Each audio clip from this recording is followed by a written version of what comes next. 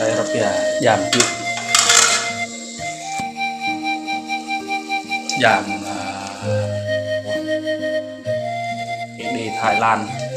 ra đi Thái Lan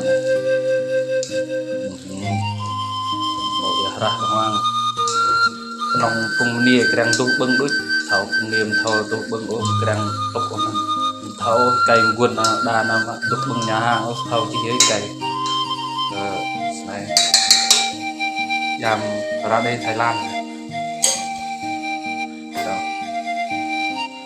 quê rau riết thế này dân bạch rau riết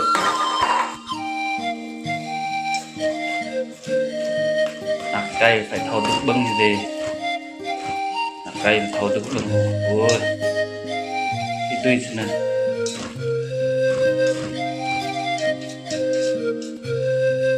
cây này lần thâu được đặc màu được thâu đáng kỵ được sinh tôn nữa tục lên rừng tên quả bùi thâu mà này cái bom đầu thơm tầm nên dập gia vị lên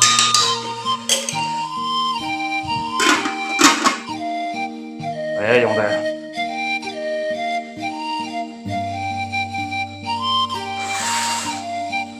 cặp nữa tục bưng chân bộ nạc màu màu bưng giảm phổ tục thì tục bưng chân đấy tục chân pan đặt này cái đừng mặc lên kran Allah rau sini oh cái ôi alloy xếp xếp